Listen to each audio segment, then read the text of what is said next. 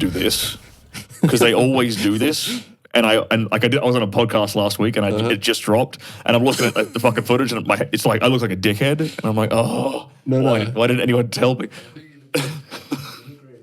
I'll strap it on nice and tight so it can't move anywhere. Man, Stirling Cooper in the house. I'm excited. Thanks for having me, man. Very excited. Yeah. You're the man. I don't know if I'm the man. I'm just that guy who, helps. I like to think of myself as like the big brother you never had. Yeah. You can have those sort of awkward conversations with about like sex and women and stuff, and like I'm not going to judge you for it. That's kind of how I like to look at myself. This episode is sponsored by Plant Paper, tree-free, toxin-free toilet paper, because otherwise you're gonna put this cancer up your butthole.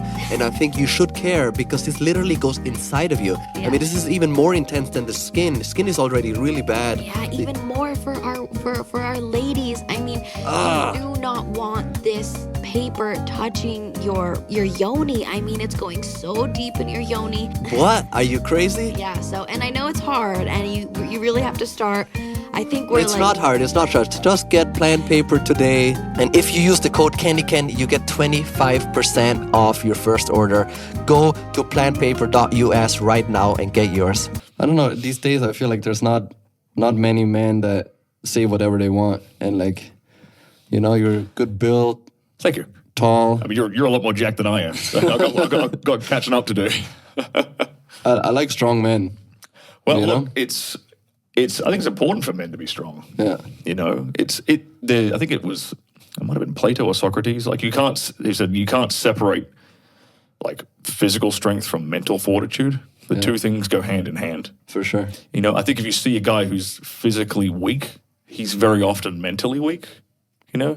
His opinions don't really hold any ground. He can be easily swayed most of the time.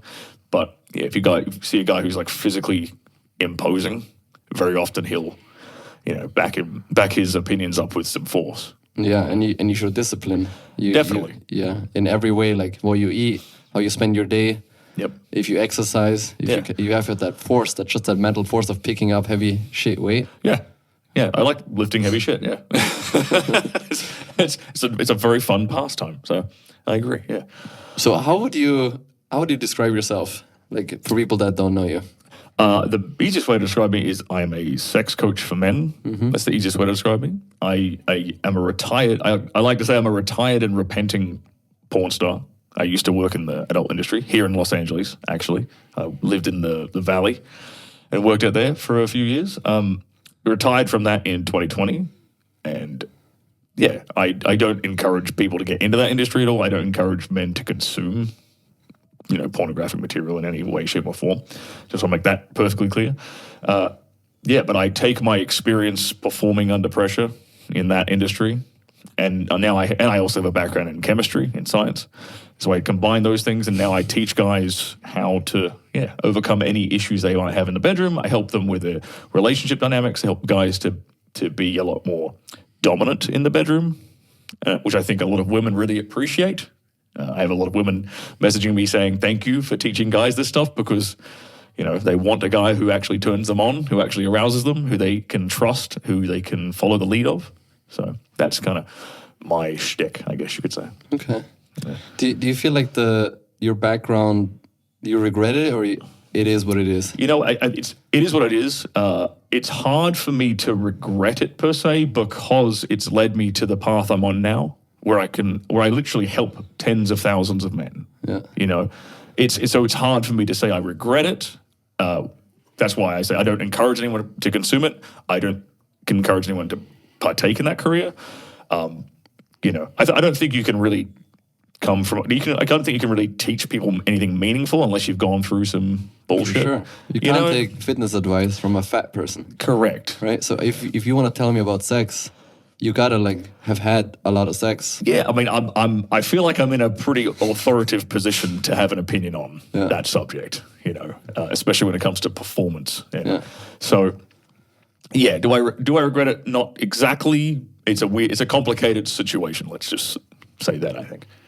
How many years of porn? In total, about 5. Yeah, and that was across multiple countries. So I filmed in Australia, I filmed in the UK, I filmed in Austria, Oh, shit. I filmed in Hungary, I filmed in the Czech Republic, and I filmed in America. What made you do that ultimate step where you're like, okay, I'm down to do this?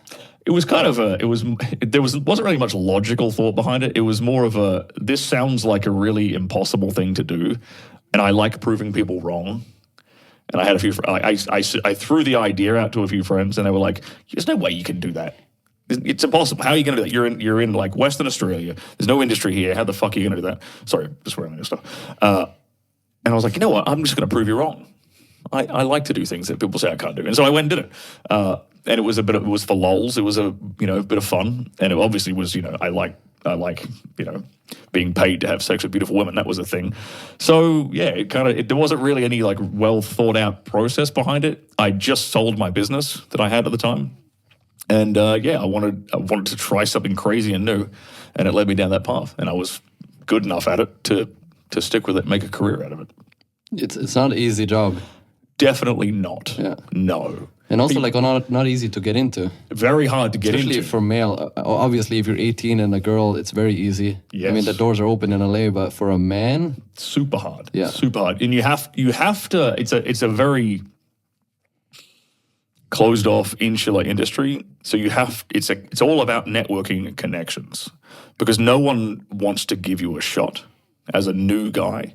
no tandem. Yeah, I mean, it wasn't that hard for me to get work in Australia and then the UK, and then I was fortunate to get shot by like Brazzers in the UK, and then they flew me out to Europe, and I shot in Europe, so I had like credibility there. But when I came to LA, I noticed I got an agent. The agent wasn't very good.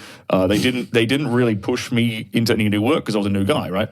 And I had like my kind of break happen when one guy actually.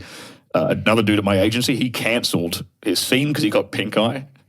And my agent called me up that night. He was like, "We got a cancellation. Can you fill in?" I'm like, "Yep, done." And that one scene was for like kink.com, which is, had a good reputation at the time. I did a great job. The director loved me. The lady I worked with, she loved me too. And so that spread my reputation initially. And it kind of steamrolled from there, and I kept getting more and more work. So it was very much a case of like being at the right place at the right time. And actually, at the day I got that call, I was on my last legs. I had because I'd kind of put all my money into getting to LA and like making it work and paying for like an Airbnb and whatever.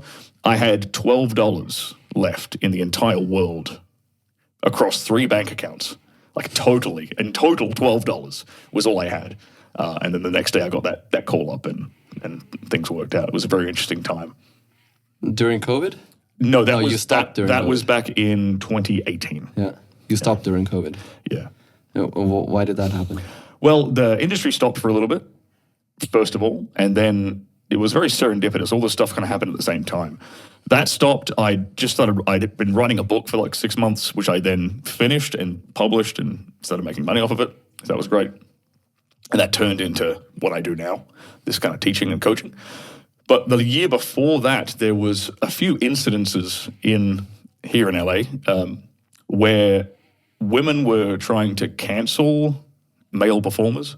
There was like a couple of guys who were veteran performers. They've been shooting for 15 odd years, and women had accused them of sexual assault, shall we say, on set. And and rather than approaching this professionally, going to a lawyer, going to the police, trying to do something, do it for the legal system, whatever, these women would just go onto Twitter and blast this accusation out to their 500,000 followers on Twitter. And then the guy has to sit there in scramble mode and try to defend his reputation. Luckily, in both these instances, because there was 2 of them that happened in 2019, luckily, the director had filmed the whole day behind the scenes. So not just the scene, but he'd filmed the filming of the scene. And the whole day you can see the woman consenting to things verbally, smiling, having a great time, being happy. All the accusations he was accusing this guy of were blatantly false, and he was vindicated, luckily. But he still took reputational damage. Oh, yeah. And she, in both cases, the women didn't suffer at all. No consequences, no ramifications, no reputational damage. Their career went on fine, no problems whatsoever. And I saw that, and I was like, this is a very man-hating industry. I don't like that at all. This is awful. Like if I'm going to be treated this way, if everyone's going to assume the worst of me because I'm a straight guy, well, this is not the industry I want to be a part of anymore. It was very serendipitous that all this sort of stuff happened at the same time for me, and it led me down this path I'm on now, where I actually get to help men. So I'm very glad that it all happened. Sometimes I feel like we live in a white, straight, man-hating world, not only that industry, you know? I would agree. Yeah. Yes, I would very much agree. I've had a guy come to me at the gym and told me that I need to stop listening to white man podcasts. Really? Yeah. Exactly. Verbatim, he said, stop listening to white men's podcasts. Yeah. I'm referring to Joe Rogan, I assume. Okay. All right. Because I don't listen to any other white man podcast, but somebody would say it's that's not something I've typed into YouTube ever, like white men's podcast. Right? But like, just because he's a white man, that is a very crazy, and also coming from a person that identifies as gay, I would always think it is about tolerance and not about who you are when you have something interesting to say, kind of. Yeah. But this world turned into it's like, I'm a straight white man, and it's been like, just like, I need to be apologizing for that, you know? Yeah, they want you to apologize and have shame around everything. Yeah. And this is why I think a lot of young men in particular, let's say in those demographics, right? Like white guys, straight guys, maybe even like politically right-leaning guys, are kind of disillusioned, is because they've had their identity robbed from them. If you think about it, if you're brought up in a culture that says, "Oh, you're evil because of your skin color. You're evil because you're straight. You're evil because of your ancestors, right? You're evil because of your heritage, your culture. All these things are evil, right? Well, you're not really going to you're not likely to associate with those things, right? So that's your identity taken away. So now what are you? You're just this nameless, faceless entity floating in society, right? And that leads to nihilism. That leads to drug use, alcoholism, porn, habitual porn use, like not hitting the gym. Like you live a meaningless life. You just sit there watching video games all day. Like there's no passion in that person because he's got nothing to identify with. He's completely lost that, and so he has to try and then what happens is, become transgender. You could become transgender. Mega corporations step in and try to like artificially create you can now buy an identity. You can, just sign up for here's the latest trend. You're now like a goth, or you're now you're now a hipster. Like here's this identity that you can now associate with that is approved by like Globo Homo agenda, and you can conveniently pay to be a part of it, by consuming our media, by consuming our music, by consuming our products, by consuming our, by dressing the way we want you to dress. And it's this cookie cutter identity they just slot people into instead of them actually identifying with their heritage and their history and their culture. So it's quite fascinating. Yeah, and it's funny that you say that about porn, because when me and my wife blew up on TikTok in 2019, and we never got any jobs because we don't feel any diversity. We were always, just a straight white couple, kind of, right? Even though she's from Ecuador, but doesn't count because she's not Asian or black. She doesn't. She looks white. She looks white, and she is Americanized. Yeah. So even though she's Latin, everybody else got always the jobs, and we didn't get the jobs. No jobs for us because they don't need that in Hollywood right now. Diversity is just a catchphrase for anti-white, as far as I'm concerned. Yeah, which is kind of ironic when you think about it. What's actually more diverse, right? Keeping cultures maintaining cultures keeping cultures homogenous, and keeping them, Japan is full of Japanese, America's full of Americans, Australia's full of Australians, the UK is full of English, Austria's full of Austrians, right? If that is real diversity, us maintaining the cultures that we've had for centuries and encouraging that, versus let's just mix everybody together in this, all different cultures and ethnicities and religions in this place together, And it becomes this soup of nothingness, because there's no, that's not actually diversity when everyone is thinking the same and acting the same, and like mixing all like that. It doesn't actually create real diversity. It's kind of ironic. The term is actually used incorrectly. And when it comes to sexuality, I feel like the more you're in the middle, the less attractive you go. Like if somebody's very feminine, it's very attractive to me. Right, yes, right? yes. And if somebody is very masculine, even though like the online narrative says differently, I would agree that most women would agree to a very masculine guy who's very protective and strong and can be the yin and yang to her who might be a feminine woman. Completely, yeah. It's about the male polarity and the female polarity work very well together. Yes. Relationships that don't seem to work out are ones where they're both sitting in the middle. Yes. Like he's a lot more feminine and she's a lot more masculine. What ends up happening there? They end up nagging. She cheats on him. Like he's a bum. Like it's not a happy relationship. I fundamentally believe that women are the happiest when they are submitting to a man that they respect. Right? A man they can look up to, a man who they can follow his lead, they can trust him, they feel safe around him. And to be all those things, a man has to be masculine. A man has to be dominant. He has to be confident in his decision making. He has to be confident in where he wants to take his family and in the relationship.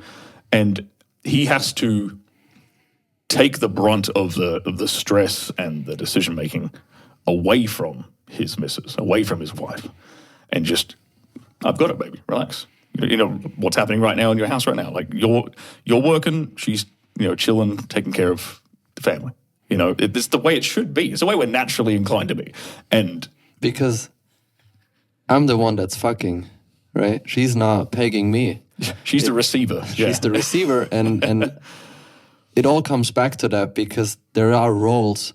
And I used to be very confused as a man growing up, because I would always think I put on nails and I always would wear Hello Kitty and pink, because in Austria, that would be like my middle finger to society, because I would be like, I am so masculine, I don't even need to dress in a suit and go to the bank and have a 9 to 5. Like, I'm so masculine, I can put on all this girly stuff and I'm still more of a man. You're trying to be polarizing like yes. that. Yeah.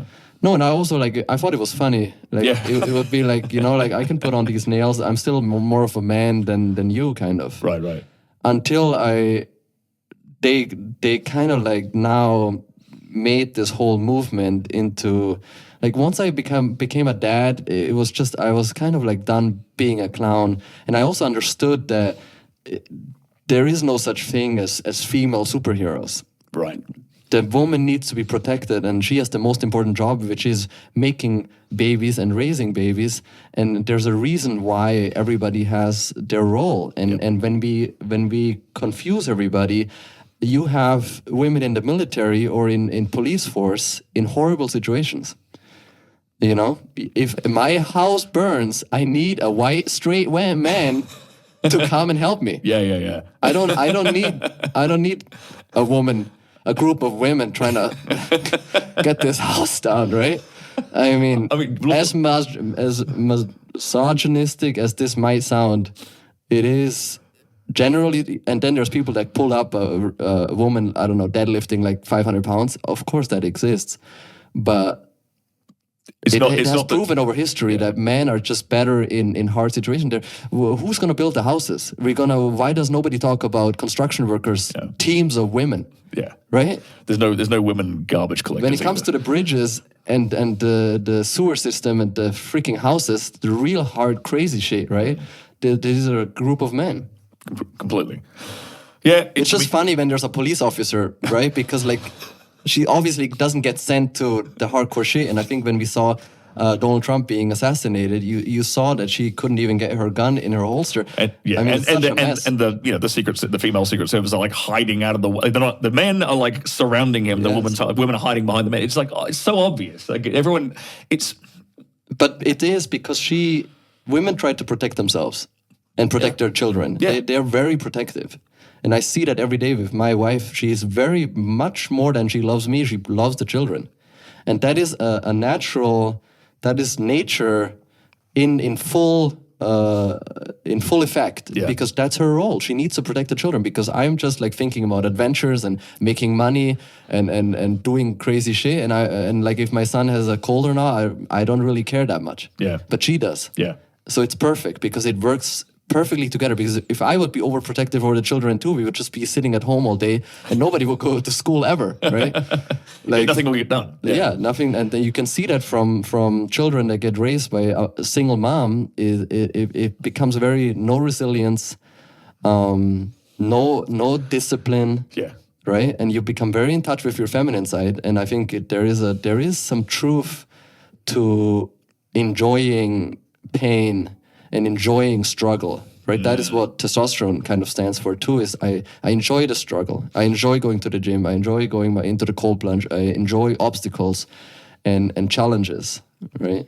I think, to that point, I think men get stronger when they're faced with adversity and they're faced with challenges and they're faced with pain. Yes. I don't think that women get better when they have to deal with pain and struggle and adversity. I actually believe that the more like pain and struggle that a woman has gone through, typically she becomes more bitter and resentful and less feminine.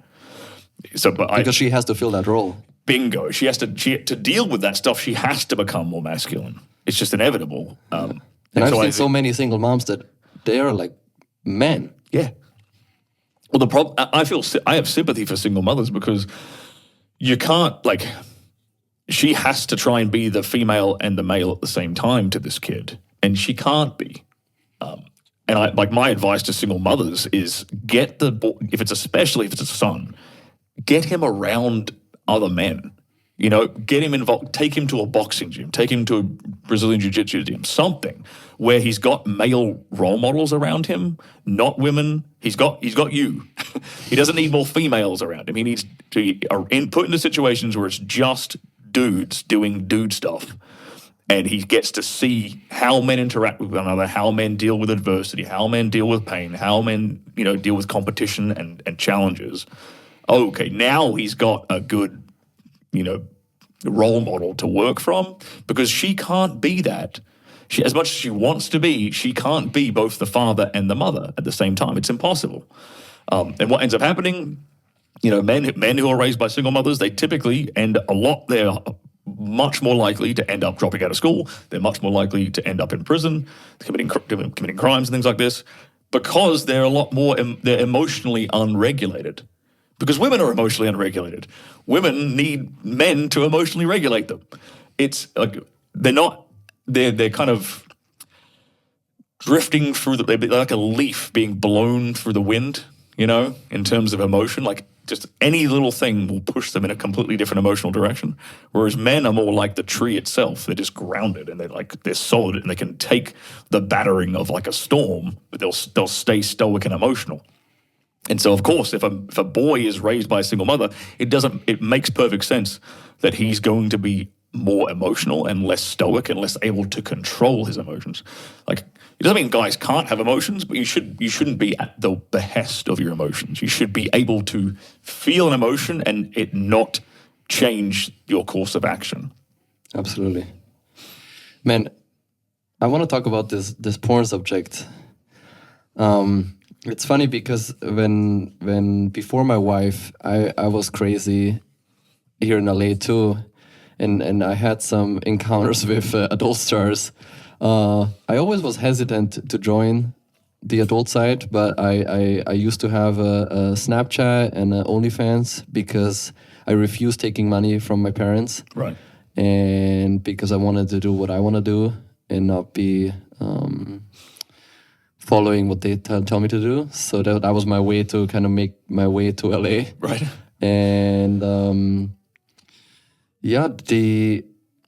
I always experienced that having enormous amounts of sex would make more of a difference than watching excessive amounts of porn. Yes. But then I see differences with a very young person, like I know a 21-year-old who watches so much porn, so they don't go out and encounter a woman. So there's like two things I see here, right? There's one, the porn is really bad because you actually don't go outside and you don't because you're not a hungry wolf, because you get that hunger off with the jerking and then call it a day. Completely, right? yep. And that's a huge problem because you need to interact, you need to make experiences, you need to interact with females and get in a relationship and have some fun, right? But then for me, who I was going out a lot and having a lot of sex with different women, to a point where you get overstimulated, like how they say with porn, where you just have so much pussy, it doesn't really, it makes you like kind of like, yeah, whatever, kind of. It loses its... magic. Yeah, that's a good way of saying it.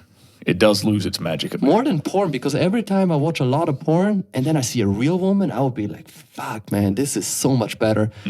I've never I've always heard about this story where you don't get hard when you see a real woman.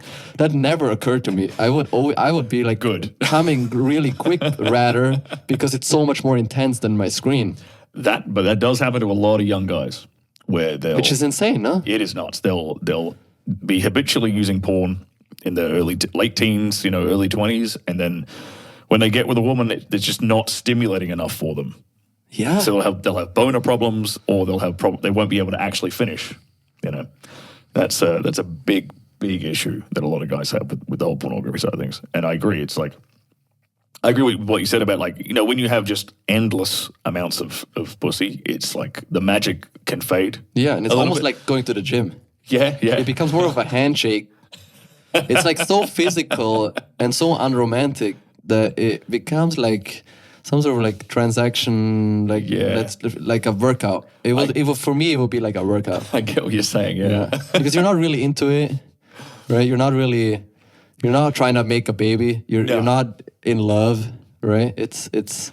I'll tell you one thing it does though, and it tell me if you have seen this too. It kind of takes away the power that sex can have over a man. I think if a guy a woman can't come to me now and shake her booty in my face and try to get something from me, it doesn't happen. That's not the case for a lot of guys. A lot of guys, will simp, right? If for a beautiful woman. Whereas the lust, the magic of sex hasn't got any power over me anymore. I'm a lot more stoic and logical around it. I still enjoy sex and I still enjoy women, right? I'm engaged, so I still enjoy my woman. But it's just she can't it's kind of interesting because she can't manipulate me with sex in any way, shape, or form, and she kind of knows that too. So it creates this interesting power dynamic where I'm always in control, because there's even the one thing that you would think a woman could do to her husband is dangle pussy in front of him and get something from him, but she can't even do that because I'm so resistant to it now. Do you find that at all, that because you've had so much access to women that they're kind of they can't really control you with it anymore?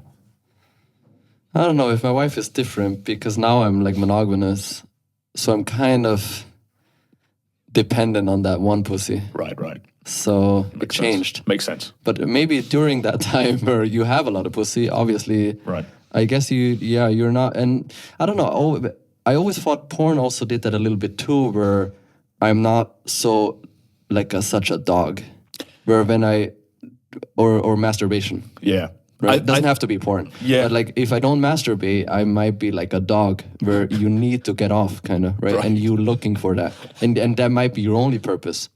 That makes sense. Different when I masturbate, where when you are more clear, and you might be maybe I fall in love, maybe I find a wife. You're more less than I just want to fuck something. Yeah. I think porn in particular is a sedation tool for men. It sedates them. It takes away, you said, it takes away that lust, that drive. But what if you're a crazy man that always want to fuck something? Yeah. It might be a little tool to control it a little bit. To kind of calm that down a little bit. To calm it a little bit. Yeah. Because my wife is an example. I can't always fuck her. Right. Right? But I don't want to watch porn. Right. I think men can channel that into something else. But you also I gotta masturbate sometimes, because it's just she's not a machine.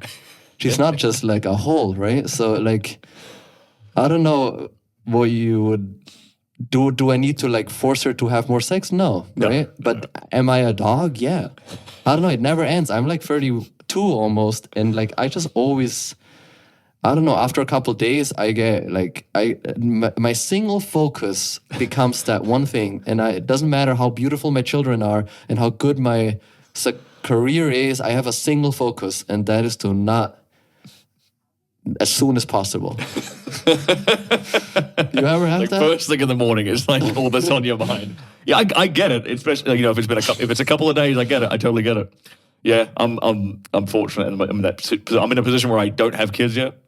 So yeah, and it's different when she's pregnant and like hormones and like you just gave birth. I mean, there's and I am committed, but also I need to not. Yeah. So sometimes like I feel like porn is horrible, especially like all the. I mean, it's like with sex trafficking. There's so much insane things like in every industry, I guess. But for me, it has been a tool to not be a dog. Yeah, to kind of control that urge. Yeah, I get it. And it has never been that I watch porn and then I see a real woman and I'm not tuned in. Like I'm like, whoa. Yeah, you know. I think you are probably the rare exception. Yeah. To be honest, I mean, you're obviously a fit and healthy guy. Yeah. You know, it's insane to me that people don't get hard with a real woman because real women are. That is insane. You can feel them. They're curvy. Yeah. It's not your fucking hand. I mean, you know. Sometimes I even feel like there's nothing gayer than like jerking yourself off all the time, man. You always get jerked off by a man. You're so fucking right. Right, watching another man fucking a woman. There's nothing more, not even gay. It's like it's the most cuck. It's cuckoldry, yeah. What you can do. It's 100%. People make fun about people sitting on a chair and watching, but that's what you're doing. It's exactly kind of like what you're doing. It's precisely what's going on. Right? So you're the ultimate cuck. Right? Because you're getting jerked off by a man. So you're a cuck and you're gay. Yes. Because you're a cuck because you're watching another man fuck a woman, and then you're gay because a man is touching your penis because you're jerking off. Yes. Completely. Yep. I agree. Yep. And that in a whole should just make you stop and go out there and talk to a woman. Completely. That alone. You shouldn't need any more convincing. No, that's it. I mean, that should be it. I like that. I think I'm gonna steal. Tell that to people. I'm gonna steal that. Yes. I'm completely stealing that. I think I stole that from Andrew Tate and Tristan. Nice. Yeah. No, that's it. That does say the cock thing. That's a Tristan. That's definitely a Tristan thing. But Tristan said it's just so freaking gay to be jerked off by a man constantly. That's 100% Tristan. All right. Yeah, I agree. Yeah. Yeah. We're completely in agreement there. Yes. It's cucked and gay. Yeah. I do think. But I think you are kind of the rare exception when it comes to like porn, like not kind of dampening your drive at all. Because I mean, I get DMs, emails from guys all day, all the time. Oh yeah, that's the main. With younger guys. That's probably one of the biggest issues with younger guys, especially. Not with the older dudes, like guys like my age or older. They don't really have that problem because they didn't grow up with internet pornography. Like when I was a kid, it was like a dirty magazine. You know, that was it. That's all. And then your imagination. Yeah. Like you saw like a glimpse of a girl's leg at school and you're like focusing on that.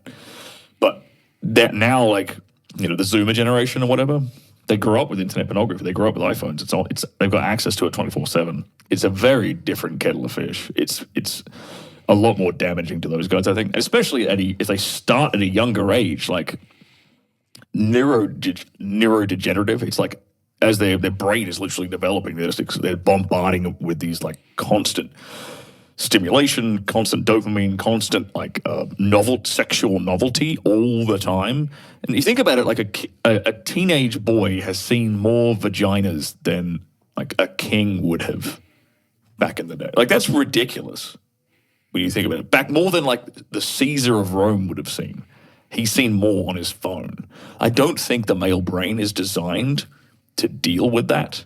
Yeah. It's quite overstimulating, especially as it's growing. When you see like a sun on a screen, you twinge your eyes, right? Because you cannot really differentiate if actually you're looking at the sun or not. Yeah. Even though it's not the sun, it's just a screen, and you're like squinting your eyes. And it's the same with porn. You think you're having sex, but you're getting jerked off by a guy.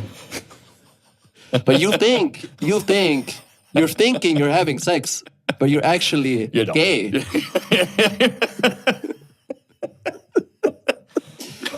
I love it. But that's how the brain works. That's why you love those YouTuber and travel vlogs and the food, and because you think you're eating, you think you're traveling, you think you're having a beautiful woman at home, but in social media, that's what the sad part about social media is. Always there's somebody lonely looking at their screen with their head down, right? Living vicariously through your life. Yes. Yeah, completely.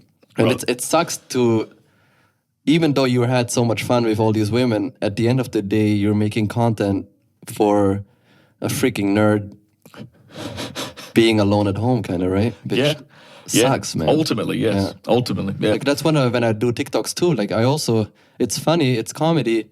I try to make interesting like slings, and like I try to bring in like the propaganda and like try to like make it funny and comedic. But at the end of the day, I'm making cattle content for the cattles, you know? Yeah, makes sense. Yeah, I agree with that. It's for simps. Yeah, it's kind of hard. Like you're kind of shooting yourself in the foot if you decide to make content that says get off your phone, right? Yeah, and even that, I don't know. Like I want to serve a good purpose in my time here for my family and for the bigger picture. Makes sense, right? And that's why I guess I do podcasts. Yeah, because I've learned so much from podcasts. Right, they changed my life. Right, when my son was like 3 months old. We were always up at night, and I was like, yo, I gotta do something. I'm just like holding the baby like this. I'm going crazy, right? I'm just like, there's all this time. So I'm like, okay, I put in headphones and I started listening to Joe Rogan. And slowly I learned more than in my whole school education, like just with podcasts. And I was like, man, you don't have to look at the screen. You can pop this in your ear and listen to it, and you can educate people, and you can change people's mind for real, because it's not 10 seconds. Yep. Right? And this is like why it's the most powerful, epic tool, because I cannot only make cattle content. Yeah. You can actually educate people. You've got access to, like, everyone has access to more information and more knowledge than we've ever had in the history of, like, humanity. Yeah. It's crazy. It's right at your fingertips, and it's crazy. And so, yeah, people can choose to listen to, like, something long form and educational, or they can watch a cat video. Yeah. It's ultimately up to them which one they decide to do. I know which kind of people are going to win at life, and it's not the ones watching the cat videos. Yeah. You know? Man, so you would say, for everybody approaching you, the biggest problem is consumption of porn. For younger guys, it's consumption of porn. And then ending up in not having erection problems, or not going out to approach women at all. They'll have erection problems. They'll have motivation problems. They'll have problems meeting and interacting with women. All of those things combined from excessive porn use. Guys, I mean, if you think about it, if you sap that drive and that energy, right? Okay, cool. Yeah, then you're not going to have motivation to go out and talk to women in the first place. But you're also not going to have motivation to really pursue much anyway. I mean, most of human civilization was built in the pursuit of women. Why do guys get up and why do you work so? You work so hard to provide for your family. Like it's all tied together. Guys go out and make a bunch of money and dress really nice and get in shape and buy a nice car to attract women in the first place. So then if you're sitting there at home jerking it off, being gay, jerking it off, and like your subconscious brain doesn't really know the difference. In your subconscious brain, you just got the girl. Well, you really didn't. But you got the girl without having to do any work. So you're getting the reward without the effort, right? So it's just training your body to be lazy. It's training your body to not put any effort into the gym, into making a business, into making money, into pursuing women, into having meaningful relationships. It just saps all that entirely. And then on top of that, they get boner problems. Now, that's primarily, like I said, the younger guys. With older guys, there's tends to be more... especially if they've been in a long-term relationship. I've got guys who have been in like 20-year marriages who kind of lost the spark, I guess you could say. The sex had died off, or the sex was dull and repetitive. And then, we've helped them out, and they've kind of reignited a new honeymoon phase in their like 20-year marriage, And now, surprise, surprise, the wife isn't nagging anymore. She's not telling him to take the trash out. She's cooking and cleaning for him again. She's giving him a blowjob when he's like sitting at his desk working again. Oh, it's kind of crazy how all that magically fixes itself if a guy just remembers how to dick his wife down properly. You know, if he adds a bit of spice to the bedroom, a bit of unpredictability, a bit of dominance, magically women really respond well to all that stuff. I've literally had guys say, "You've saved our marriage." I've had women say, "Thank you for teaching my husband this. Thank you for teaching my boyfriend this. It's changed our relationship. It's so much better now." People forget how important sex is in a relationship. It's not the most important thing in terms of like the longevity of a relationship. Obviously, you need compatibility. You need to have shared values. You have to have a shared goal, things like this. But I think it's the number one thing that will cause a breakup. That's for damn sure. If your sex life is shit, if the sex in the relationship is trash, that will lead to a breakup. And it will lead to the woman breaking up with you more than anything else. If she ain't getting dick down properly, she's not happy and she's leaving. Yeah, because it's like the cherry on top. Like you said, once you reward yourself for not working hard, everything else falls apart. Yeah. I mean, you said it beautifully because your woman, the Tates always say that. I always listen to them when I'm in the cold plunge. They say that they don't love you. They love the lifestyle that you provide for them, right? They love the protection. They love the money. They love the comfort. They love that you are funny, that you keep them safe, that you how disciplined you are, right? What kind of man are you? This is not your mother. You're not in a relationship with your mom who loves you even if you're a drug addict. Yep. If I stop working and I get fat, you'll see how quick my wife leaves me. Yeah. And she should. Yeah, precisely. She should. She should. That's just very like important. if my son is a fuck up, I will not be behind him. You'll let him- you'll let him know. criminal, Yeah. if he's a criminal or he's a fucking douche or he is a bully at school or whoever he is, he'll have to work for my affection, different than with her. You know, my mom would love me even if I'm a drug addict. Right. You know, and that's I think the difference where we all get it confused because of this freaking woke narrative online that you think you don't have to show up as for work as for your woman. You don't have to put in the work, right? Like you said, if you dick her down right, she'll love it. And that's because you're gonna be tuned in with everything else in life as well. You're gonna wake up early. You're gonna do what has to be done, and you're gonna do what she doesn't want to do, so she can pleasure you later on, kind of. Yep. And you gotta fall in love with the work, like because it is work. Like all the things you just mentioned it's work, right? Like being good in the bedroom is a skill, and it takes work to learn that skill set. And it takes, like, what do women have to do in the bedroom? Most of the time, they just have to lie there and take it. Like the dude's doing all the work. Like if sex is good, it's because the guy is good at sex. You know what I'm saying? Yeah. If the sex, women, like they receive it. You know, like you're the one who's creating it. So there's work involved with that. Just like there's work involved in making money and building a nice body and all these kind of things. So, yeah, guys have to, they have the burden of the performance side of things, but you have to fall in love with that because that's life. You have to kind of deal with it. Like, it's like if as a man you kind of resent the fact that you have to work on all these things, it's like resenting the fact that the sun doesn't stay up forever. Like the sun goes up and the sun goes down. That's just part of life. You have to learn to accept that and then fall in love with it, I think. Otherwise, you're going to be bitter and resentful your whole life. Because you've been told from day one that men and women are equal. We're all exactly the same in everything. Life is all sunshine and rainbows. And if you're just a nice, good boy, everything will come to you. No. The people who go out into the world and make shit happen have nice things happen to them. The guys who go out into the world and just through sheer force of will extract things from reality. Those are the guys who are happy, and those are guys who make things happen. You're not going to magically have things fall into your lap just for being a man. It just ain't going to happen. Imagine I take you out to dinner, and then I bring you on a yacht, and then I give you money all the time and take you out shopping. Gay. Like, you might enjoy that for a quick moment, but it will feel empty and you... As a man, but women can do that. There's a huge difference between that, where my wife could totally enjoy that Yeah. with not working a single minute or lifting a single finger for that. And I could never, everything I ever gotten for free, I don't appreciate. Yep. I think that's innate to us.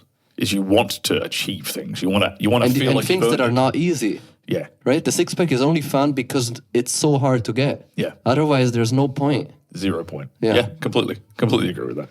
It's funny that the women can sit there and like they'll actually genuinely be happy Genuinely. doing nothing at all. I don't like going to the beach, for example, because I find it boring.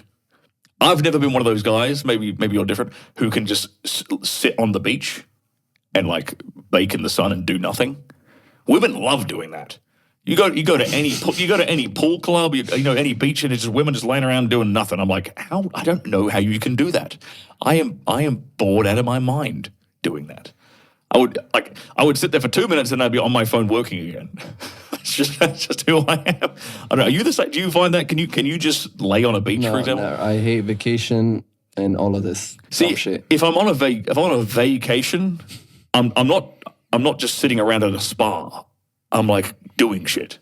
I'm like I'm learning the history of the city I'm in. I'm exploring archaeological sites. I'm hiking up a mountain. I'm going to like a castle. I'm seeing and doing shit. I'm learning. If I'm on a holiday, I'm always learning something. I'm not just sitting there passively like, yeah. That's the biggest message I try to, I think, give young men or even my sons is stop. You're not a woman. Stop trying to be happy. Right. The happiness comes from you having purpose. Yeah. If you have a happy wife, you will be happy. If you have happy children, you'll be happy. If you have purpose, if you're successful, if you work on yourself, you're your best version. Every day you get a little bit better. You're just thriving in what you do. You'll be so fulfilled. You'll be so happy.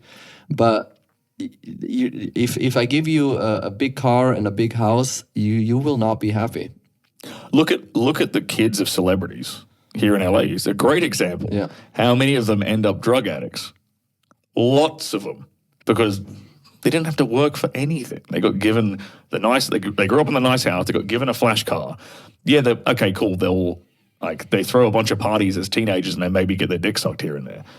But then they end up on a coke habit or they end up on a heroin habit because their life is meaningless.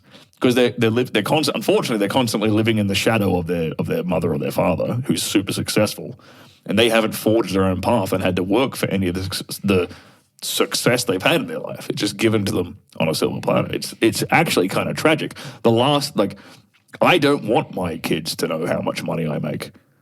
I don't want them to know that we're actually successful because I feel like that sets you up for failure in a way. Like I'd much rather like my kids grow. I intend to grow them this way, raise them this way, is to have them like actually struggle a bit. You know, I intend to buy like farmland and raise them on a farm. Learn a hard graft. Go milk the cow in the morning. You know, tend to the chickens, feed the chickens, like fix the fence, do all this stuff from like day one. Oh, and then when they're 18, oh, by the way, Dad's a millionaire. What? Like, I don't care that they know that when they're growing up. I want them to learn how to actually like work really hard because it's so valuable to everybody. You know. When you left the adult industry, did it like suck money-wise when you're like not having that income anymore? You know what? Within 2 months of leaving the adult industry, I was making more money than I was in the industry through what I'm doing now, like helping people. And that was all the evidence I needed to know that I was on the complete right path. I'm like, okay, like call it what you want, call it like, you know, God's will, call it, you know, divine intervention, call it fate, call it whatever you want. I just know that the more people I help, the more my life improves. And that I've seen that pattern from day one. So yeah, as soon as I stopped supporting that industry and I started just helping dudes, magically more money came in, you know. I mean, not magically, I'm obviously doing things deliberately and specifically to make that happen, but it was pretty clear evidence that I'm on the right path. Are you religious? I've come to Jesus Christ in the last year, yes. I don't really talk about it. I don't feel like it's my place to like preach, you know, or talk about it. Because people don't, there's so much of that. I've seen so many women in the last 2 years like get just torn to shreds online who were in the industry who've now, you know, they've been baptized, they're converted or whatever. So I choose not to really talk about it. it's my own personal relationship with Jesus Christ. So I'll keep it that way. You know, I'll stick to, you know, helping guys with their marriages and stuff. And you do that through a book and through social media? Yes, the way I teach, you mean? Yeah, through I've got ebooks, I've got video courses, and I've got my YouTube channel with a ton of free resources on all any problem you could possibly think of that you are having in the bedroom. I have covered it. And then on top of that, when it comes to relationship advice, dating advice, and things like this, I give a ton of free resources on my YouTube channel around that too. Yeah.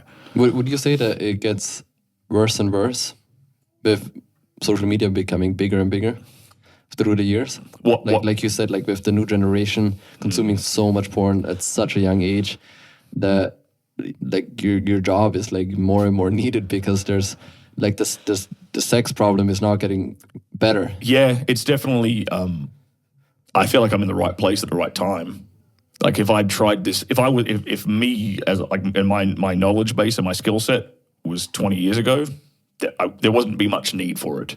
I feel like I'm in the right place at the right time. Like there's a lot of guys who need this advice because either they're addicted to porn, or they are socially introverted and they're not getting out, or they're stuck on their phones all day, or they're stuck playing video games all day, or whatever. Guys are just lacking a lot of that advice and that experience to really make things happen in the real world. So yeah, I think I'm trying to fix it. I'm trying to do my little part to like stop that tide from coming in. But yeah, it's definitely it's getting worse and worse. I think we're going to have a revival, though. I think a lot of young men are waking up to the dangers of pornography. They're waking up to the need to be, shall we say, just masculine. I think a lot of guys, especially guys like Andrew Tate and Tristan Tate, are a big part of pushing that message, and it's very important. So yeah, I think a lot of I'm very optimistic, shall we say, about like the Zoomer generation. I'm very optimistic about it. There's like a big comeback because there's a big need. Like you can see them with the Tates, even if they delete them everywhere, there's such a need for somebody speaking out for men, for young men, completely, right? Because like, I guess I miss Arnold because when I'm born 92, so it like all started when I became a teenager, and there's no more strong men to look up to, and it's supposed to be toxic, and like if I go to the gym, you're like compensating something. That was the message in Austria. Right. Like, why are you doing this? What are you doing to your body? Right? Like there was never like I'm proud of you or you should be doing that. Wow. Or there were like my family would be like, what are you doing to yourself? And you're just harming your body. Like with the heavy weights that you're putting on, like we're scared for you. What a weird reaction. Yeah. Huh. That's crazy. Wow. Yeah. And coming from Austria too, like where Arnold's from, you would have. I would have thought that. I missed that where he was idolized, kind of. Yeah. Like the he was too old already, kind of. Yeah, I'm a little bit older than you, so I caught like the wave, like the 1980s, like and 90s of just like action movies where it's like Van Damme, Schwarzenegger, Stallone. I got all that growing up, so it's interesting seeing it now. You look at like Marvel movies, everyone's like scrawny. Yeah, no one's jacked. Yeah, no exactly. one's, they're all pussies. It's like, man, like what happened? I think we know what happened, but it's. Yeah, I think a lot of. I'm optimistic. I think a lot of the Zoomer men in the Zoomer generation are waking up to that. They're realizing they're. It's called the Zoomer. Zoomers, yeah. Zoomers. Yeah, so we would be millennials, but then the generation that's younger than us is called is the Zoomer generation. Okay. Yeah, that's what they're called. I'm optimistic. They realize they're hitting the gym. They're learning how to box. They're learning how to do jiu-jitsu or do MMA. Like they're learning how to make money. They're learning the importance of making money. They're learning the importance of. I'd like to think that they're learning the importance of leading in relationships and the masculine feminine polarity. They're learning that feminism is a lie and feminism is complete bullshit and leads to the destruction of the nuclear family. So I'm very optimistic. Good. Because sometimes you look at everything and it seems like there's like estrogen in everything, and everything around me is trying to make me less of a man, kind of. It's not in the water. not in this water, but in the tap water. But I don't know. It seems like there's nothing Yeah, there's nothing that makes me more of a man because everything is trying to make me like eat no red meat, not go to the gym. Yep. Right. You have to actively resist that. Yeah. You know, you have to. And that's an interesting time we're in, right? You can't go along with basically anything that mainstream society pushes because it's pretty clear that all of it is designed to make you weaker as a man. Especially the men, right? Specifically the men. Yeah. So you have to learn to basically resist all that programming. You have to learn to think for yourself. You have to learn to go out on your own, on your own path. And it's again, but the thing is, I think the reason why this younger Zoomer generation is a lot more aware of these issues, and they're a lot, again, well, I'm optimistic, but and they're a lot more, they're taking a lot of the right actions, like hitting the gym, like getting their diet right, like learning all this stuff, is because the programming was just laid on so hard and thick, and it's everywhere for them.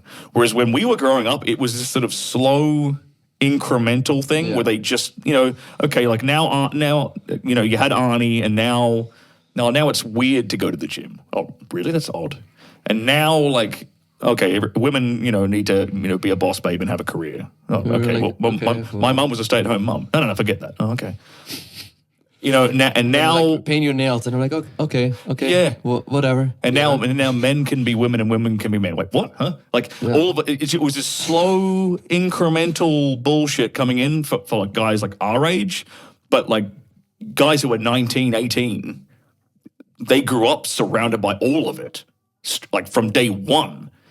So, and it's pretty like for them, it's like obvious. It's like, well, no, like all this is obviously bullshit from day one.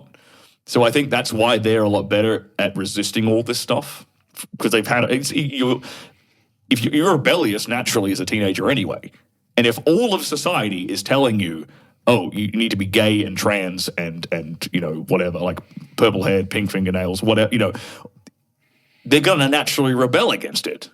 If they, and this happened in England, they said, oh, they spent millions of dollars on like an anti-Andrew Tate campaign in UK schools. Oh, yeah. What do you think the boys are going to do?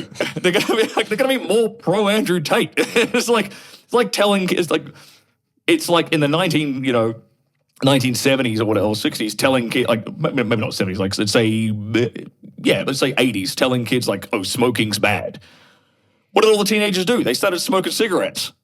Obviously, if you tell them like what the bad thing is, instantly that bad thing becomes cool, and they're going to start doing it. It's pretty obvious. But so that's like, I think that's why we're back. You ever see that phrase online where everyone's like, we're so back now? Yeah. I think we're back. I think we're heading back in the right direction. Things are rebounding again. And I think Trump's a big part of that, especially because they just tried to kill the guy. That says everything you need to know. And they says they're very afraid of a Trump presidency. So fingers crossed. By a little scrawny bitch. Man, yeah, come it's on. It's always those ugly bitches that never get laid. Yeah, that guy. I don't know. There's ever been a shooter that's like a stud. That's like jacked and handsome. Like a jacked, handsome motherfucker just going on a roof shooting people. Are you? No. Because you get laid, you get pussy, you're successful, you have purpose, right? There's no point. You really always gotta watch. I always watch out for those ugly fuckers. When I go outside in public, I always watch out for those scrawny fuckers because they're like, they got nothing to lose. Yeah. It's kind of ironic. Like the guy, women will be told like, oh, you should be afraid of like a toxically masculine guy. Bro. Right? That's literally the opposite. You should be afraid of the male feminist. Yeah. Seriously. Like the guy who is a male, here's why, right? I'll break it down. The male feminist thinks he is owed something. He thinks he's owed pussy because he's been like, yay, rah, rah, feminism, women's rights, you go, girl. And then every woman around him is like, this guy is a scrawny weasel. I don't want to have sex with him. I'm going to go have sex with Candy Can instead. Like, but he's like, what do you mean? I did everything I was told to do. I supported feminism. Isn't that how I'm supposed to get laid? And now he's resentful because he's not getting pussy. And so that guy turns into the guy who sexually assaults a woman who's passed out on a couch at a party. That's the guy who does all the horrible stuff. It ain't the guy who's like jacked and handsome and understands how to attract women and is flirtatious and confident and a little bit cocky and toxically masculine. He ain't the guy doing all that stuff. It's the dude who's been, sucking the feminism cock his whole life and is let down by the fact that no woman wants to touch his pee-pee. He's the guy that women need to be afraid of and seriously watch themselves around because he's resentful. And he's the guy who ends up on that rooftop with a rifle. And they're always jacked up with medications too. That is a antidepressants. I mean, their reality is completely diluted, and that's how I think you be so empathetic.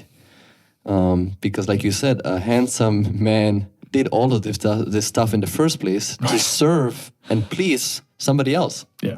You don't want a big house for yourself, and the nice car is not for your own. You want a partner in that. Yeah. You want to create a family, and you all you do is serve as a good man. Yeah. As a strong, jacked man, is all you want to do is serve. You have an aspirational purpose that's beyond yourself. That's all. Every man who's ever accomplished something great is not for himself. It's because of some purpose he's fulfilling. Be that for his nation, right, or be that for a company he's a part of, or a cause he's a part of, or his family, right? He's doing it for something beyond himself. It gives him purpose. And he does that no matter how he feels. Correct. Every single day. Correct. No matter there is no such thing as this narcissistic mental health state that we're in, which is all me, my problems, how I feel. A man gets up, and I think that's what got lost with this young generation is you gotta be a man. It's always gonna be unfair. And your woman is always gonna have it good because you will get the shit done. Yeah. You take it. Take pride in that. Yeah, too. you take pride in that. Yeah. And you love it. You need to learn to love it. Mm-hmm. And then everything else will work out for yourself. I think that you just mentioned that idea of like the narcissism of like, me. Yeah. It's all about my feelings and my emotions and things like that. Your depression and anxiety doesn't matter. Besides, if you're a woman, I mean, then it's legit. But not if you're a man. Yeah, no one gives a shit. No, nobody gives a shit. And you shouldn't either. You shouldn't either. I don't care how I feel when I go to the gym. Yeah. Well, you're going to feel better after the gym. Oh, yeah. Right. That's the real antidepressant. No, and if I would only do it when I'm motivated and feel good, I would never do it, and I wouldn't be jacked. Yeah. I mean, it's really simple. So there's no way out. Even if I don't feel good after, I don't care. It has to be done. Yeah. So do it. Yeah, precisely. Yeah. You don't always need to feel good. Stop trying to be happy constantly. You're not a woman. That's it. That's so well said. Like, stop trying to feel like happiness is like not a goal. No. Happiness is a fleeting emotion.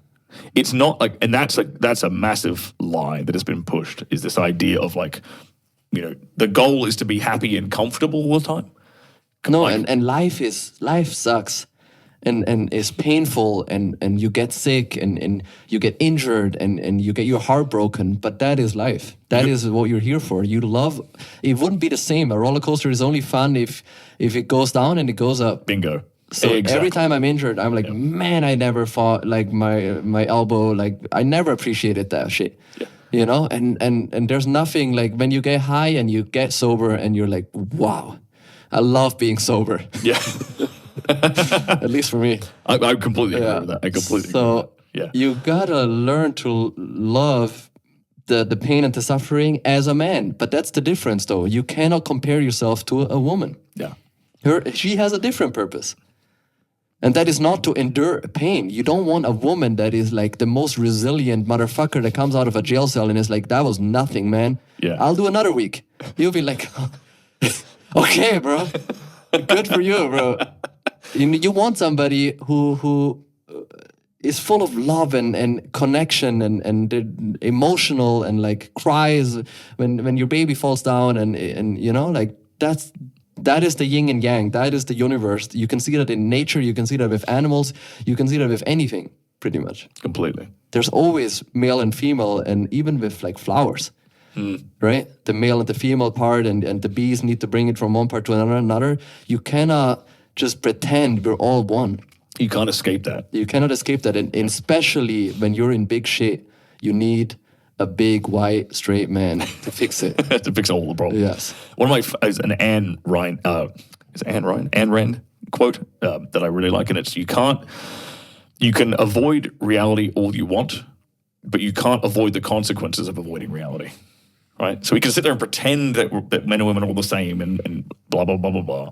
But eventually the consequences of that delusion will catch up with you, and you'll be faced with reality. It's going to hit you in the face whether you like it or not. So you might as well get on on track and like actually accept it for what it is, because the consequences are completely you can't avoid those consequences. You can't avoid the idea like as a man, right? You can't avoid the consequence of having to like defend and protect your family. Eventually it's going to happen. Eventually you're going to need to, in some way, shape or form, provide and protect your family and ensure their safety. And if you don't, well... Then everybody gets the 5th booster. Yeah. Bingo. Well, I mean, there is a protection where there's not somebody coming in your home, right? The danger is now online, right? It is the narrative that they tell you. Mm-hmm. I need to protect my family on a daily basis, from Netflix to pharma, you name it, right? There's not a person coming in my home anymore. They're way past that. Yeah. They're way past that. It's on the phone. It's on the TV. Yes. Right? It's on the computer screen. Yeah. Have you noticed that there's no more blowjobs in Hollywood? That has always nagged me. Huh, I haven't noticed that. Hang on. They're always eating pussy. Oh, and I love eating pussy, right? I'm the biggest pussy eater ever. But there are no blowjobs since, like, I don't know, 1990 something. There used to be blowjobs in Hollywood, and there's only submissive men. That is the number one narrative of Hollywood. I have not known. Well, you should. Well spotted. I'm gonna start looking for that. You'll never find it. You have to go back many years. Damn. You will never be allowed to see a submissive woman. Like a woman pleasing her man for the sake of pleasing her man. Never. Huh. Because it is such a grotesque for this new generation or whatever internet phenomenon. I don't even think sometimes it's real. Yeah. Because when I go out there, all I see is women that love masculine men and masculine men who loves female women. Like that little percentage that loves those blue-haired ogres is so small and so blown up online. Anyways, the idea that you have a woman's head in your lap and like coming in her mouth is so grotesque for Hollywood that they will never go there. I think it's just I don't think they're put off by the actual act itself. I think they're put off by the psychology of like a woman submitting to and pleasing her man. But you will always see a man going down on a woman. Right. Always, in every show. Right. Everywhere. It's everywhere. I'm going to start looking for that now you said it. It nags me. Tell me how you really feel. It's crazy. I've seen this since a teenager, I think. I've always wondered why you don't see it the other way. Not that the giving head is a problem. It's just you never see it the opposite. Yeah. Yeah. Interesting. I never thought of that. Yeah, and the very top was when I saw the Barbie movie and you see the man in the passenger seat trying to learn Spanish. I mean, that really, man, I'll never get that image out of me. I don't know if you've watched the Barbie movie. I have not watched the Barbie movie. But it is intense. The propaganda in that movie is the most intense thing I've ever seen. Damn. Yeah, it is so man-hating. Right. The most man-hating movie. I thought it's almost like comedic. You know? They pushed it it's so far. It's almost like the Beyonce song, The Girls Run the World. Right. You know, where it's like... I mean, it's just so ridiculous that it's almost so funny that it should, like, you can listen to it, right, and enjoy it. You can't take it. Yeah, you could actually enjoy it because you can't take it seriously. Yes, you think it's just a complete laugh. Yeah. Like the Barbie movie, I thought it was like comedy, but they really like people really take this serious. Well, they're pushing it so far now that you could interpret everything as a comedy. Yeah, it's kind of backfiring on them. The propaganda, I agree. It's you can't push it so far that eventually people cannot take things like that seriously. It's just so far out there that they're not going to accept it. Have you ever heard that there's been many societies before our society, like who built the pyramids and Atlantis, and and then I'm quite interested in the whole Atlantis thing, right? personally, yeah. So there is this rumor that right before something terrible happened, that humans or I mean, there's this idea that we became like gender neutral, and that led to an insane decline of humanity. That's what caused like a collapse. Was gender neutrality. And Elon Musk keeps saying that there's not enough children our society is about to collapse. Yeah. And nobody talks about this. I agree with that. I mean, I think Western society in particular. Yeah. I mean, what's happening? Asian society is crazy too, though. Yeah, Japan's got a massive declining birth rate. Italy, Japan, Korea. I think China too. I think China's in big trouble. Everybody, if that's why the AI thing is so big, because nobody's going to bring your Amazon package anymore. You know? There's not going to be anyone to do the physical delivery. Mm-mm. We need the AI to do all the jobs. Yes. Damn, that's an interesting thought. Because there's no more babies and there's no more children, and everybody, especially in LA, everybody freezes their eggs, and there's, I mean, all the parents at our schools are much older than us, and there's no more kids. I think that that whole like industry of freezing your eggs and in vitro fertilization and cutting the dick off. Oh my god. The sterilizing. Also, I don't know if you just saw yesterday Elon and Peterson talking about sterilizing his son. His son, yeah. Yes. Yeah. Which is insane. And now he's on a mission to like, in his work, what did he say? Destroy the woke mind virus? Yeah, they tricked him into signing it because they said he's suicidal, and now the hormone blockers are just sterilization drugs. Completely, yeah. It's I cannot imagine this happening to my son. This is horrifying. Like, this is like a bad movie. If that had happened to me, I would be on a mission like Elon is to completely destroy that. That is bigger than you, because this is insane. Now he's a man with a chip on his shoulder. Yeah. Congratulations, you've just created yourself probably one of the most powerful enemies that you could possibly have created on Earth. Yeah. He's like one of the richest men on the planet. He owns like basically the only free speech platform on planet Earth right now. Well, it's close. No, it's not entirely free speech, but it's getting close. It's getting close.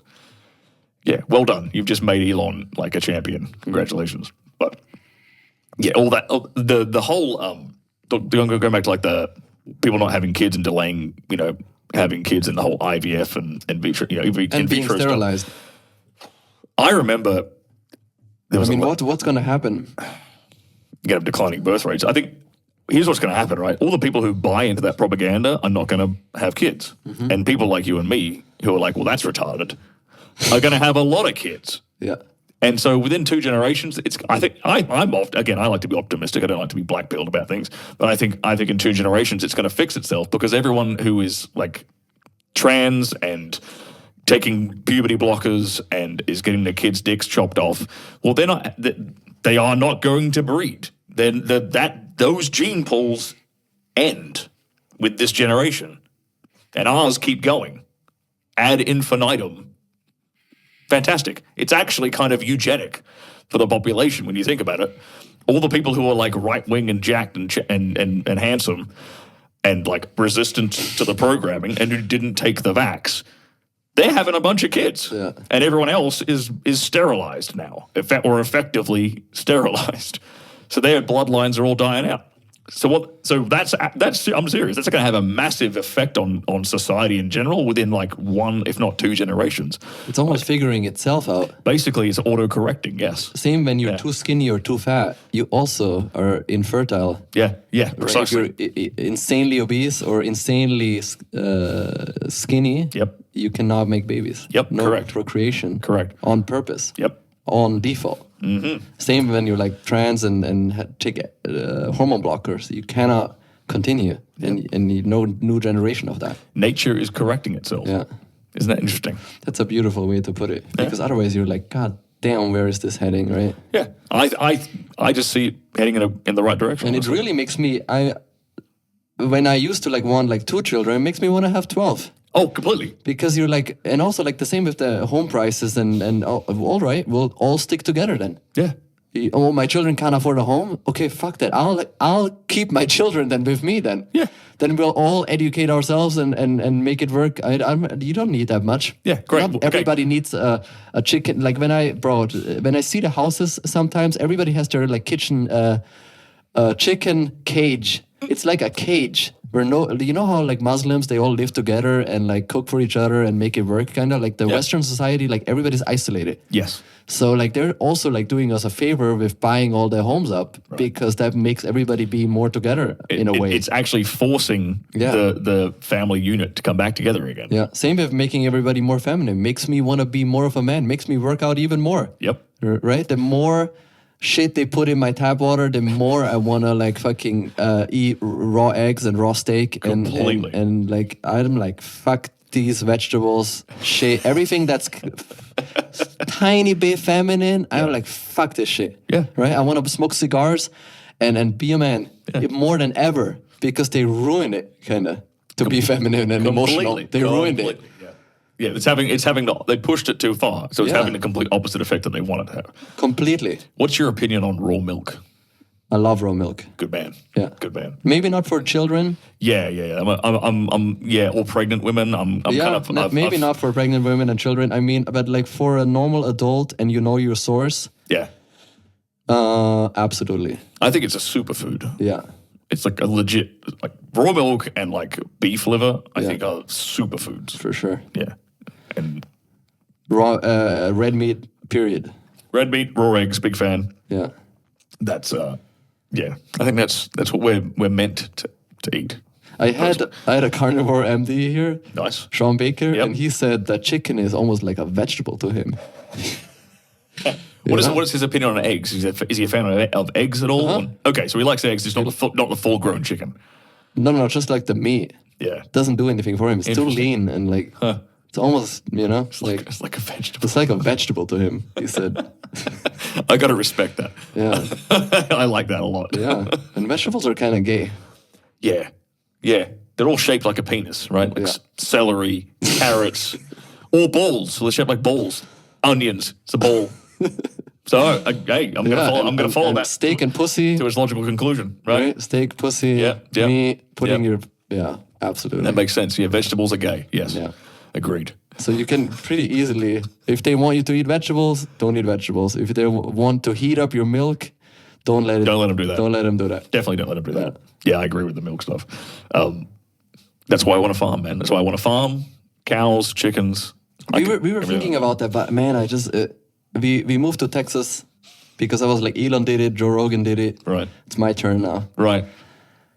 And then the kids and the wife, it was so brutally hot, 3 digits every day, and then really cold in winter, and you spend a lot of time inside.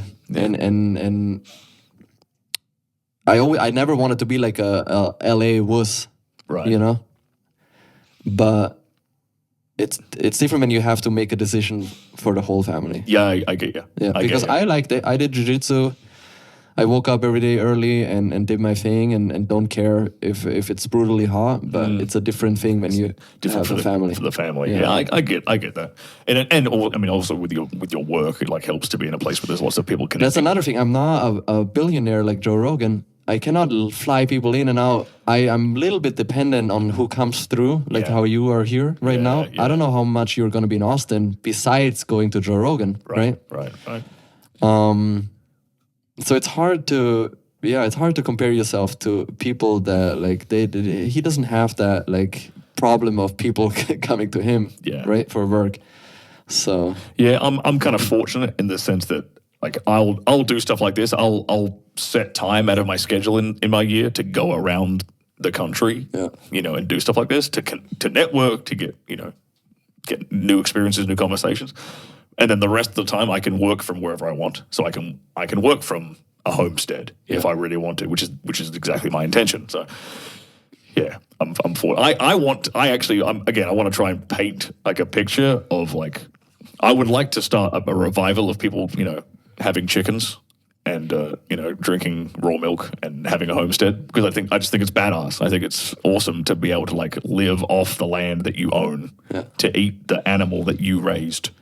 and disconnect from all the poison that they're trying to feed you. Disconnect from all that crap, all the high fructose corn syrup, all the artificial flavorings, all the artificial colorings, all this sort of stuff, and just get back to basics and eat the animal I can see outside of my living room window.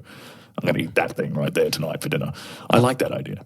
I don't know if Bill Gates will agree to that. No, well, he's buying up all the land, so I'm going to have to buy up more land, aren't I? I'm going to. He wants us to eat the bugs. He does want us to eat the bugs. I look around for farmland in America pretty regularly. I'm just trying to find like the right spot. And I started looking at stuff in Montana, and you can buy like multiple thousands of acres in Montana for like a couple of million. Like you can literally buy a small European nation, the size of a small European nation in America. It's kind of crazy when you think about that. I mean, you're coming from Europe, you must understand that. It's like Europe's like everyone, like all the land's taken. You know what I'm saying? In Europe, it's all taken. But there's places in America which you can still buy like thousands of acres in like places like Montana or Dakota or whatever. Like it's crazy to me that America is truly the land of like opportunity. There's so much untapped potential in this land. And everyone wants to live in LA. Everyone wants to live in New York or Miami or whatever. I'm like, man, I want to get away from everybody. I want to live. I want to live in like a mountain man, like off in the distance, away from people, where I can raise my family safely, without influence from the woke agenda, shall we say? I just had a epic guy from Montana on yesterday. Nice. He owns the Montana Knife Company, and I mean his kids, how they grow up.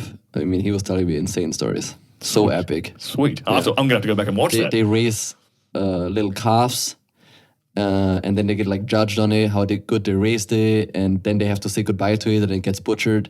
So they learn like a whole cycle of like what it means to raise an animal from a baby to a grown animal, and then have to deal with what happens after that. So they are like, and it's beautiful. Yeah. It's just like, you think your fiance could deal with a farm? Absolutely. I mean, she knows that's the deal. Yeah. From day one, she's known that is the mission.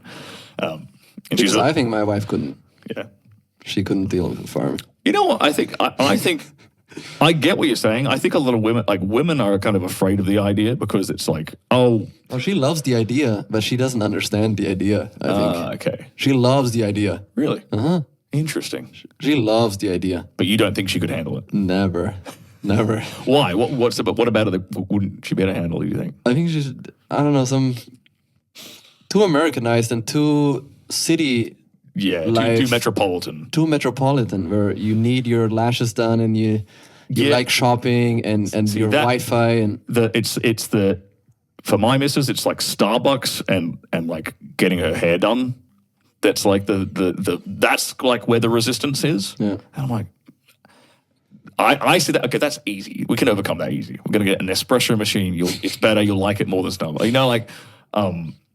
But here's the big selling point that I use with my fiance is like animals.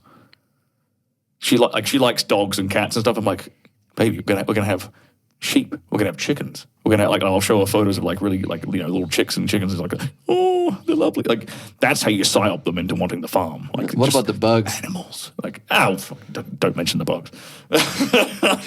My wife's not good with bugs.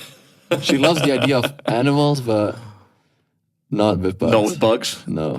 You just get a bug zapper, like put on your porch, you're fine, deal with that.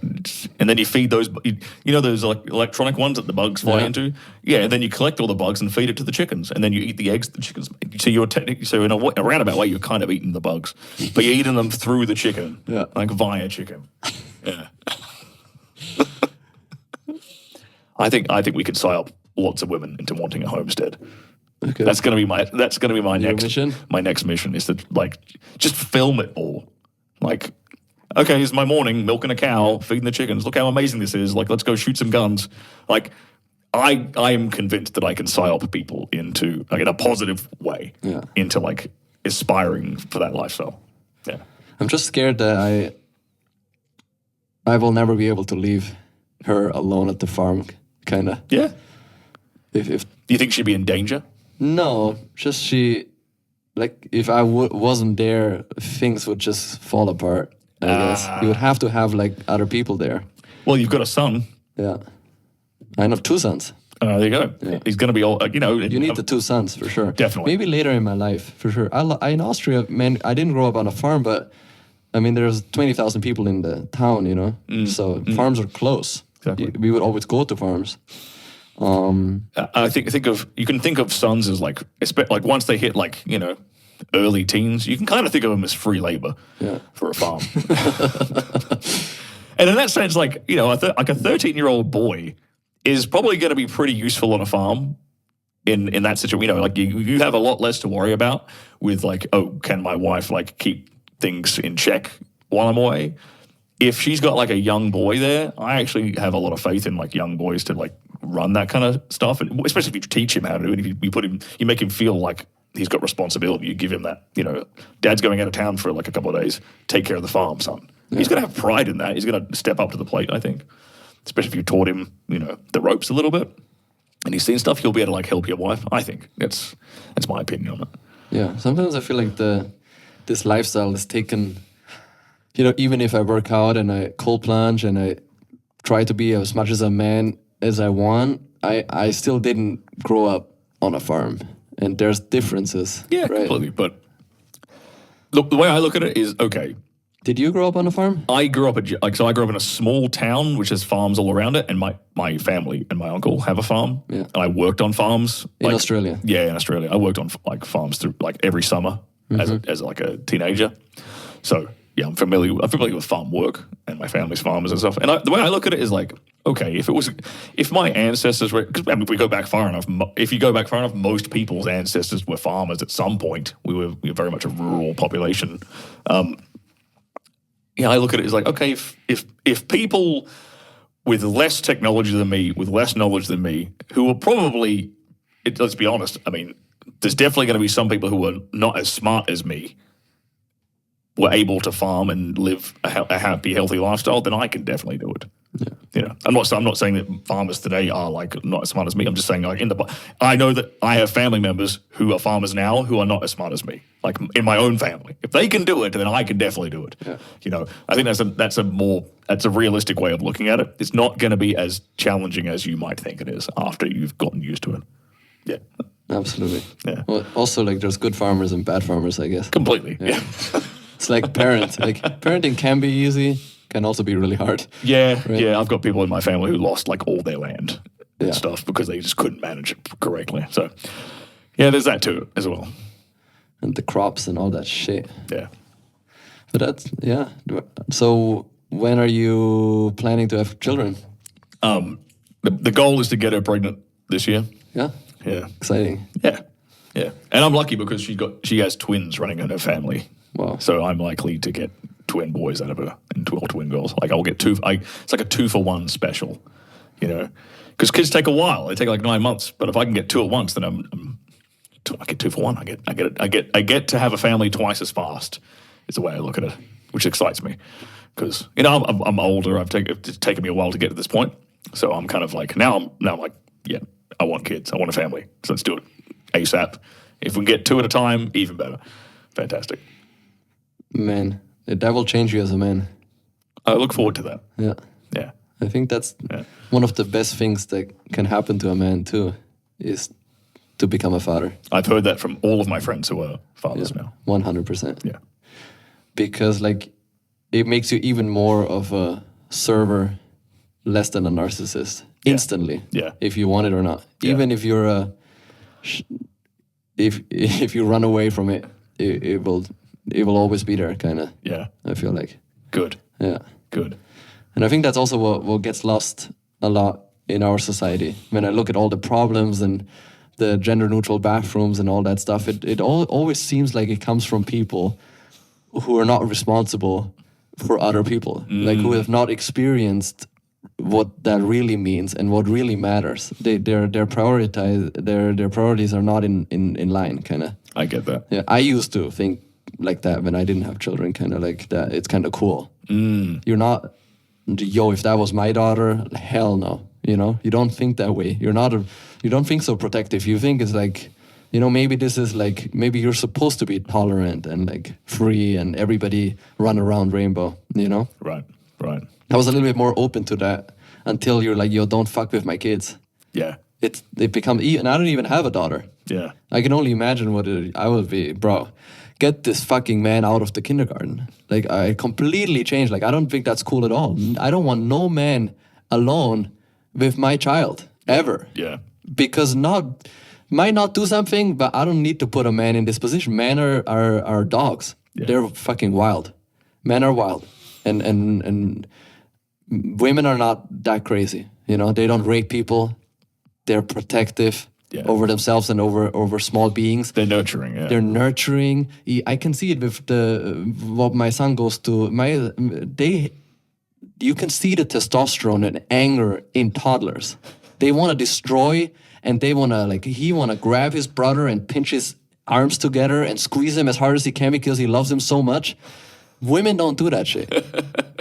There's anger to a toddler. When he sees I build a tower for him, he knocks that shit down. And I know female friends that he has, they pick up the toys and organize things and put things where they belong. My son would never. He never cleans up anything. Right? He's wild.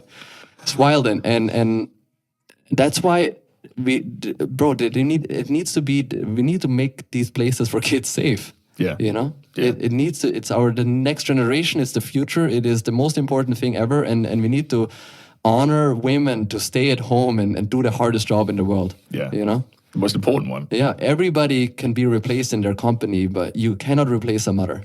Completely.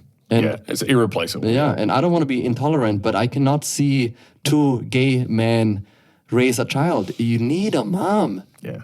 That is heartbreaking to me. You need a fucking mom. I mean, everybody needs a fucking mom. You talk about human. People talk about human all trafficking. They want is their mom. They don't want me. They don't give a fuck about me. You know? I might have fun with them and we might play, but they need their fucking mom. Every time they fall down or they're hungry or whatever it is, they want their fucking mom. Yeah. Yeah. By default. Of course. It's human nature. And it's people talk about human trafficking and things like that. And they don't seem to conflate, you know, two gay men adopting a baby as human trafficking. Right? Yeah. But it is. It's literally human trafficking. You know? It's like you're taking this child away from the mother that birthed it, and you're putting it in the arms of these two guys, and you're just letting it go off like that. And people are okay with that. That blows me away. They think it's liberating. It's crazy to me. It's absolutely mind-boggling to me. If gay men want to have kids, do what gay men did 50 years ago. Have a beard, like have a wife who's not, and just get her pregnant, and then have your gay stuff on the side. You know, but have like a woman, like have like a fake family where you have like, you know, a wife and kids there. At least then the kid has a mother and is being looked after by a mother. And then you can do the gay stuff on the side, like outside of that. No, and I feel bad for gay people even, because most gay people don't want to adopt fucking children. And they don't want to go to fucking raves and run around naked. Most gay people I know, all my gay friends are completely normal, and they don't want their kids to read fucking gay books and do all this gay stuff. They're like, no, like this is crazy, and I feel even bad for them. Yeah, I feel bad for them for being used for the big propaganda machine. Yeah, exactly. Right? They're just being, the LGBTQ is not aware of that. That's why I stopped doing all this shit, because they're not aware that they're being used to infiltrate these poor children. Yeah, completely. Not the most gay people would disagree with drag queen shows at libraries and all this like nonsense that you see. I'm pretty sure that most gay people would be like, this is crazy. I know a lot of gay people that like in person. Online is a whole different thing, but you know, it's the same thing. Like I feel like there is a law. The World War III is all online. Where they even try to make gay people look crazy. Yeah. So you think we're currently in World War III? We don't even realize it. Well, kind of. Yeah. Yeah, because everybody's against each other. We're so divided more than ever. So it seems like it is a world war that is fought online. Yeah, it's a culture war, but it's like a Cold War, culture war.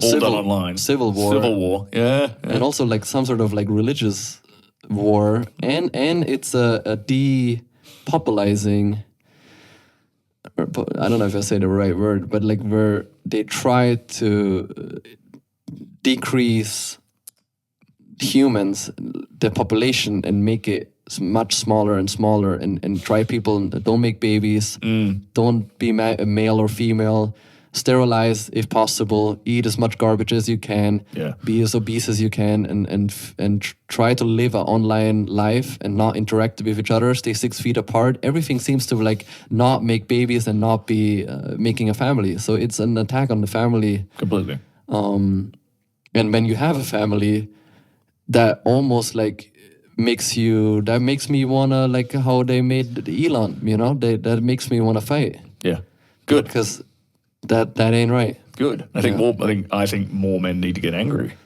Yeah. Personally, you know, and it is an interesting idea, right? We hear all the time, like a big part of the propaganda machine is like, you'll hear phrases like "love, not hate," for example. Yeah. Right. I would contend that you cannot truly love something unless you have the capacity for hate. So hear me out here. If someone tried to harm your wife or your sons, you should hate them for it because you truly love them. I don't think you are capable of loving something. I don't think you truly love something unless you hate that which tries to destroy it. Maybe go even further and say you can only if you're willing to kill, you're willing to love. Yeah, to defend that thing that you truly love. Yeah. For your child, you'll be able to kill. You'll murder somebody. Yeah, I think that's a perfectly reasonable reaction. Yes, for a man, a father to want to kill anything, a beast, an animal, or a human that is trying to like endanger or threaten its son. And that's what I try to tell people about tolerance. You can only be tolerant if you're intolerant. Yeah. If you're tolerant over everything, you're accepting all these. You create a pathway for pedophiles, racism, you name it. Yeah. You need to be intolerant towards evil. Yeah. Otherwise, you cannot be tolerant. It's completely it's almost like how the left trying to bash people that are like on the right. Yeah. Right. Yeah. With violence, with attacks. I mean, you can't even run around in a MAGA hat in California without being hurt physically. Really? Seriously? I'm pretty sure. Wow. I've not. You don't see it. Damn. Because you might endanger yourself. Yeah. And but their motive is democracy, and I guess it goes back to the times of Hitler. It's always like the people that are doing the evil always think they're in the right. Right. They don't question yourself. That's why you constantly need to reflect. You constantly need to ask yourself what you're doing. And you also need multiple opinions. And that's why I guess the internet is so powerful, because if you would go outside, you learn that you have a lot of common with most people. Yeah. Gay, straight, black, white. Actually, we're all the same. We all want family and love and be successful, all the same shit. But if you're online, they create these like vacuums, these bubbles where you feel like it's this way or no other way. Yeah. And they create that very smart, this isolation, and then you completely live in this one bubble, and you think this is the right way, and you think the other person is the enemy. Because I've I've interviewed a lot of people that like, when you go to war, you're like, whoa, this is not what I imagine. Like a terrorist, like with crazy hair and like bombs around this thing, but it's just a 20-year-old son like myself, kind of. Yeah.